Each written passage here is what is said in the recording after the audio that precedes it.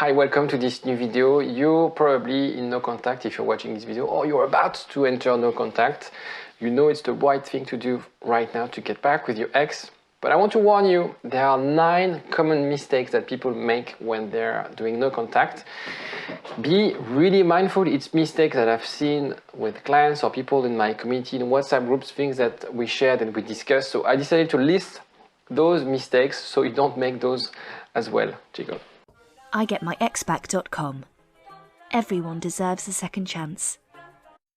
Before I introduce you to those mistakes or explain those mistakes, I want to remind you that these techniques or these things work if you are in a recoverable relationship, i.e. I can help you out. So in order to know whether you have any chance to get back with your ex, you can take the quiz. It takes 2 minutes, it's totally free. The link is in the description, and also I will leave it in the first comment of the video. If you have a score below 15, it basically means that what I'm about to explain will not apply to you. If you're above 15, then it means that you have a relationship that we can recover together, and therefore you can continue watching the video, you can do your no contact and things like that. So have a look. The link is in the description of the video. I'm tired today. It takes 2 minutes, totally free, and you get results right away. So, first mistake, obviously, is to break no contact too soon. I hear and I read online this 31 days or the 30-day, but in reality, it doesn't work like that. With my clients, it's more complex because life is complex, because your partner is complex, because you are complex, because relationships are complex. That's why my job is amazing. 31 days is, however, the minimum. Because 3 weeks, honestly, it's not. 31 days, 4 weeks, I think it's the minimum. The reason, and it's a milestone. It doesn't mean that you should break no contact immediately after 31 days. What you have to do is to really assess where you are mentally with your situation. How you cope with that situation. The idea is, my job when I'm with my clients is to really help them push themselves, work on themselves as long as they can, and then reassess the situation with their ex, because sometimes they reach out too late. That's the second slide. So my advice is to find the internal trigger, the triggers you have within you that are pushing you to contact your ex. Why do you have this urge after 31 days or after 2 weeks or after 3 weeks to contact with your ex? What does that mean? What are you trying to get out of this? Try to really reflect on why haven't they contacted you if they decided to end the relationship, and why do you think that by contacting them, the situation will be better. Have those, it's almost like very emotional. What are those triggers? Second mistake is people are breaking no contact too late. And yes, it's okay to break no contact. And it's not that I'm very sort of pragmatic. I've seen with a lot of my clients that actually things would have been easier if my clients had reached out earlier. A lot of cases, they excel. I just wanted you to message me. I thought you were mad, so I didn't reach out. There are so many reasons they don't reach out. And the thing is, once you reset, that's why we do the no contact. And that's why 31 days or 4 weeks or 5 weeks, it's enough time to reset that relationship. Don't think that if it's a long no contact, if it's 6 months, your ex will forget you. She or he will never forget you. It's really about how you work the dynamic, because it really works in cycles. So it doesn't matter at this stage. Once you're sure that you've reset the button, that you can initiate. So it's really about where they are mentally, what's their emotional state. So find a way to assess if it's okay to reach out. You can ask friends around. I'll explain after the implication with friends, but find ways to assess whether it's okay. And you start small. Okay, don't wait 6 months and don't feel like, she is the one who dumped me, I'm not gonna reach out. Well, you can be in that situation for years and she'll be married with someone else. So it's really finding the right balance, and obviously I can't give you an exact rule because it depends on people, it depends on how your ex reacts after that no contact. And if you're not sure, if you want to ask me, don't hesitate to ask me either in the comment section or just simply give me a call and I will provide you some personalized and confidential feedback and help. Third one, blaming them for everything. It's our natural reaction to feel that we're right. I love to feel that I'm right. I love to think that I'm always right. Or sometimes it's a natural reaction to feel like it's a betrayal. I hear often, but how could she do this to our family? You know, we have 2 kids together. We've been together 15 years. How could she do that? She's so selfish. And in a way, you're not listening. This breakup is an opportunity for you to also learn about your partner, learn about your relationship, and learn about yourself. So go away and grow from this experience. And I know it's tough, and I know it's hard right now.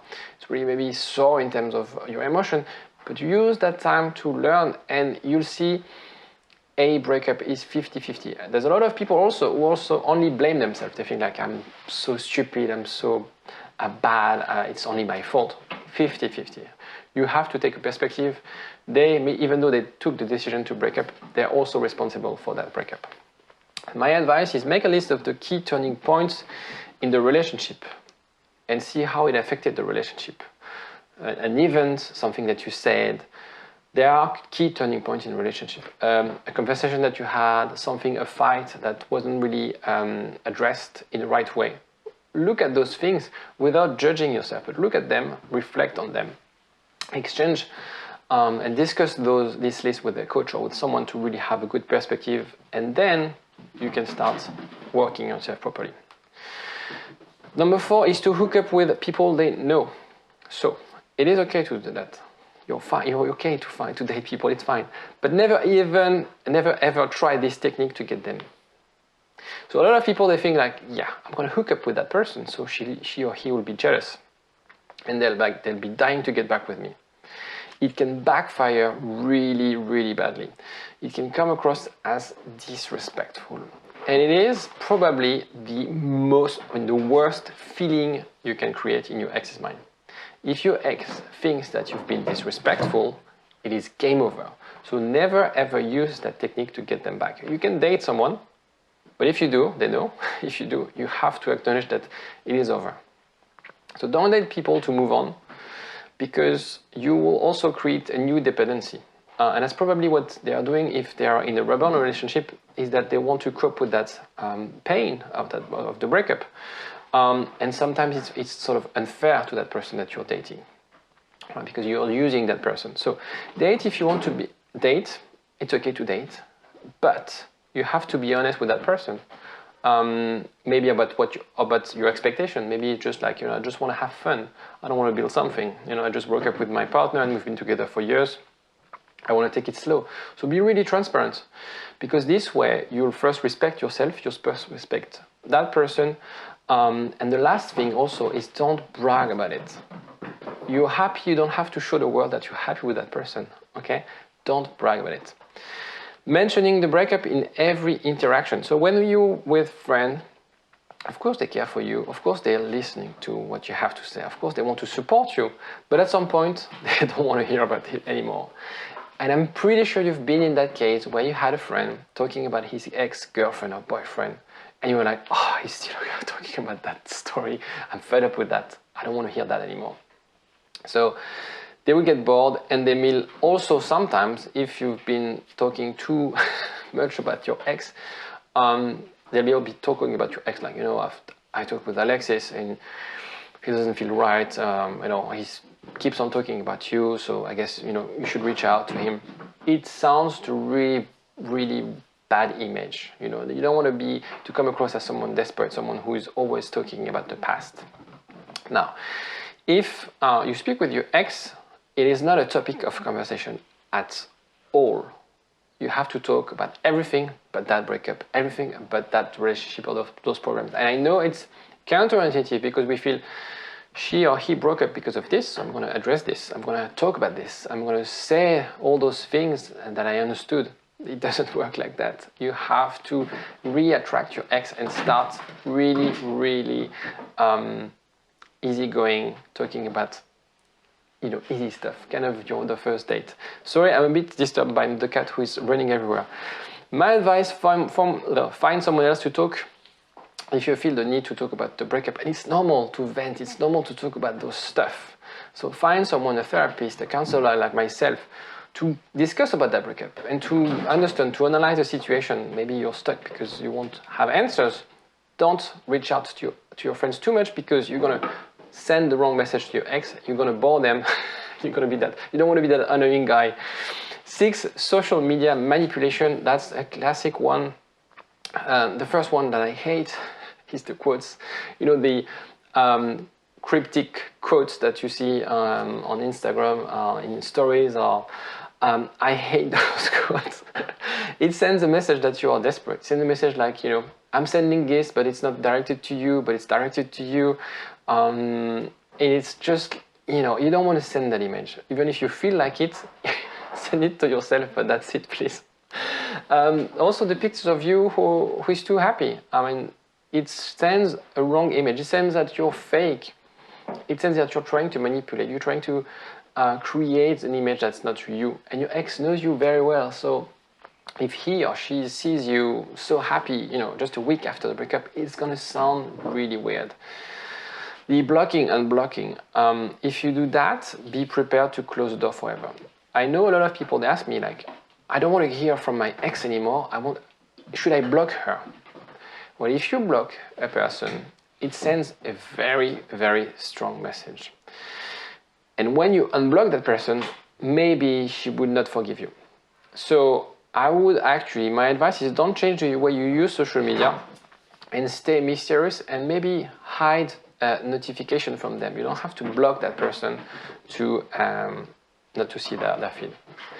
Telling friends to pass on messages. So this one is really a double-edged sword. It does work, but it's so risky. Your friends might not say the right things. They're not expert in communication. They're not necessarily, they don't know the triggers in your ex's mind. They don't know your story. They don't know also some of the aspect of your life and some aspect of her personality. And so you can come across as needy and desperate. My cat is crazy today. You can fish for information, but don't ask to pass a message.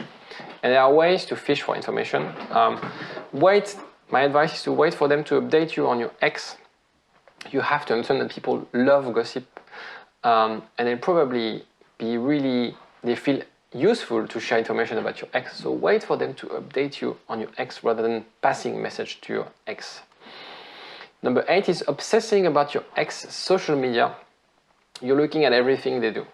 You analyze every sentence. Maybe they post those sort of quotes that I hate. Who's that guy in that photo? I think I know that guy. And you start projecting things. You start projecting that this message is for me. This guy is her new boyfriend. Hide for a few weeks if you need to. Hide their content from your feed. It doesn't help you in any way, seeing what they're up to. So hide their content. You know, your life will be better off for now if you do that. Number 9 is writing right after being unblocked. And we feel like, yeah, I'm unblocked. They must want to hear me. But the reason they blocked you is because you were too much of a spammer. You're justifying the fact that they blocked you because you were spending too many messages. So it's not an invite. And be really cool with that. It's not it's a signal that they're okay, that maybe you guys pressed on the reset button. But if they unblock you, my advice is they are the ones who need to reach out. I hope this video was helpful. If it was, don't forget to press on the like button, and I'll see you tomorrow. Bye-bye. IGetMyExBack.com. Everyone deserves a second chance.